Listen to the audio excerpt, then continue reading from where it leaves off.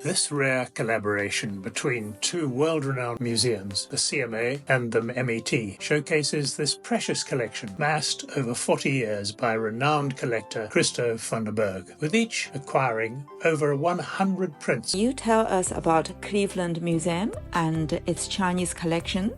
The Cleveland Museum of Art is renowned for the quality and encyclopedic breadth of its collection, which spans 6,000 years of artistic achievement. The museum is a significant international forum for exhibition, scholarship, performing arts, and it is a leader in digital innovation. One of the top comprehensive art museums in the nation, it is free of charge to all for the benefit of all the people forever. This is the museum's motto since its inception. The museum was founded in 1913 and opened in 1916 after many years of planning. Its creation was made possible by Cleveland industrialists Hinman Hurlbut, John Huntington, and Horace Kelly, all of whom bequeathed money specifically for an art museum. And there was also Jephthah Wade II, whose Wade Park property was also donated for the site. 3 important milestones occurred in 1958. A major architectural addition doubled the size of the museum, and during that year the museum also received a major bequest from Leonard Hanna Jr., which provided the funds necessary to advance and continue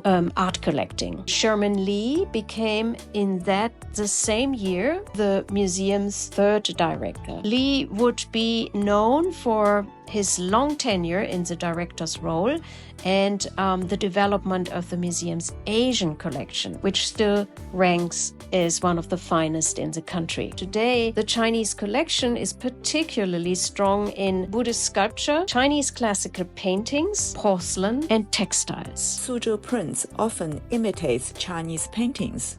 They are very closely linked, but also they are very different.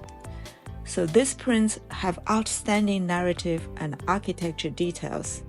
Surely they can bring fresh insights and a fuller understanding of Chinese paintings.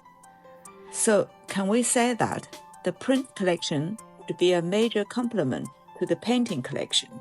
The recent acquisition places the CMA among the top destinations for the study of Suzhou prints in the world. These newly acquired prints are closely associated with and often imitate paintings. They therefore will bring fresh insight, new attention, and a fuller understanding to our eminent Chinese painting collection in the museum. Furthermore, the group allows the museum to address China's invention of printing centuries before the accomplishment of the German Johannes Gutenberg, who died in 1468, the re-inventor of the moveable-type printing press. The acquisition further highlights China's development of color printing. These are both innovations of global importance that have changed the world. So how did the two museums divide the prints? Were there any prints both museums would like to have? Will you swap prints in the future?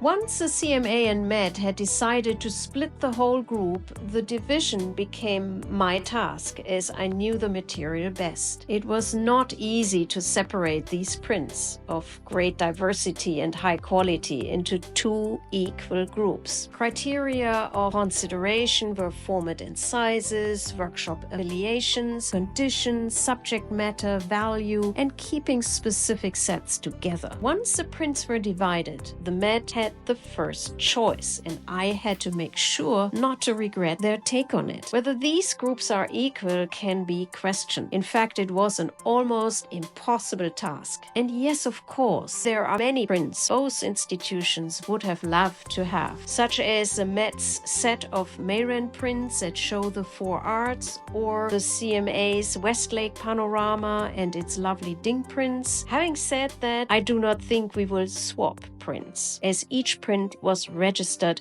with its respective institution. However, I can well imagine that we may borrow each other's prints in the future. Many prints are very large. Some are over 100 by 50 centimeters.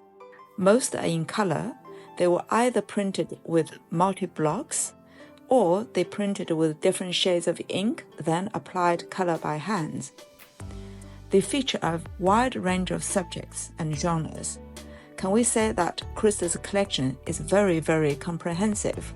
Christa's collection comprises all types, formats, and subject matters of 18th century color prints, allowing the CMA and the Met to give the public a comprehensive idea and understanding of this particular art genre. Their makers often imitated the formats, techniques, and subject matter of more costly paintings, and they depicted a diverse range of subjects. Other subjects include antiquities, architecture, gardens, urban scenery, landscapes, and famous sites, as well as opera scenes, stories from novels, or the illustration of songs and poetry. Prints were produced in multiples. They were therefore more affordable and were often disposed of when faded or torn. The acquired prints come in the size of large sheets, of which some are mounted like hanging scrolls. However, the bird and flower prints from the Ding family workshops have the size of album leaves. Some of them are the last extant exemplars of their kind. For example, the CMA's Mayren print of a fashionable woman with boy and dragonfly